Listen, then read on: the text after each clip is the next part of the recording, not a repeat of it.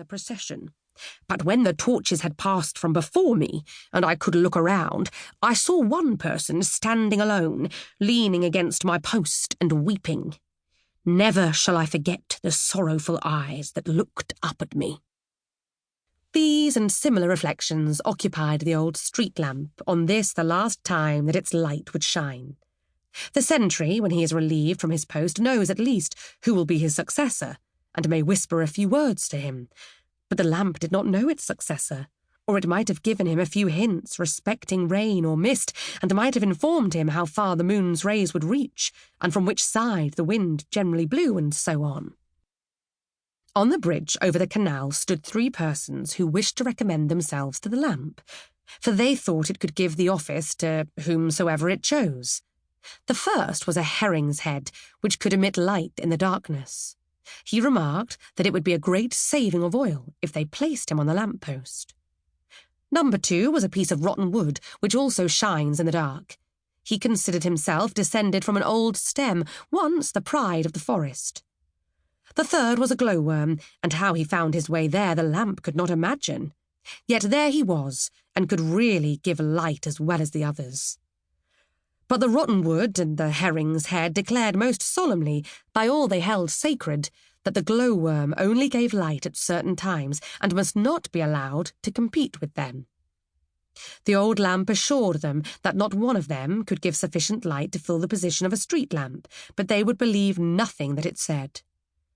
When they discovered that it had not the power of naming its successor, they said they were very glad to hear it, for the lamp was too old and worn out to make a proper choice. At this moment the wind came rushing round the corner of the street and through the air holes of the old lamp. "What is this I hear?" it asked. "Are you going away tomorrow? Is this evening the last time we shall meet? Then I must present you with a farewell gift.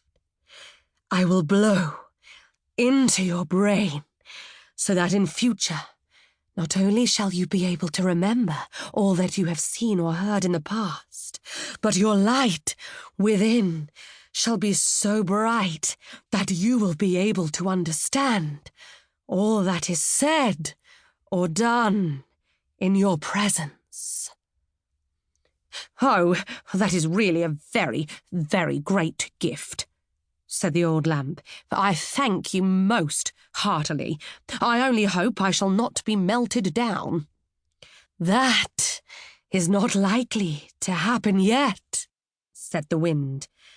"I will also blow a memory into you, so that, should you receive other similar presents, your old age will pass very pleasantly."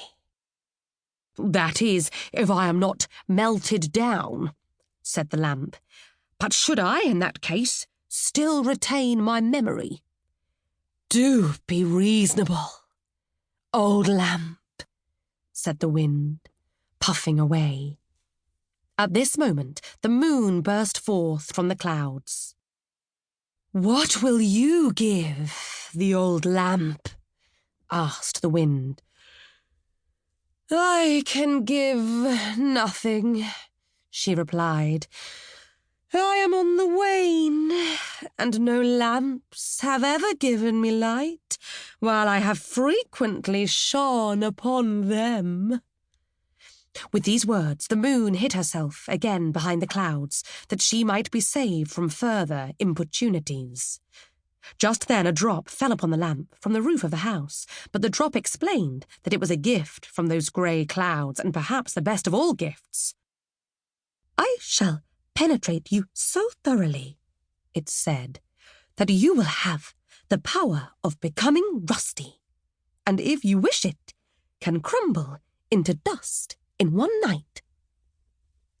But this seemed to the lamp a very shabby present, and the wind thought so too. "Does no one give any more? Will no one give any more?" shouted the breath of the wind as loud as it could. Then a bright, falling star came down, leaving a broad, luminous streak behind it.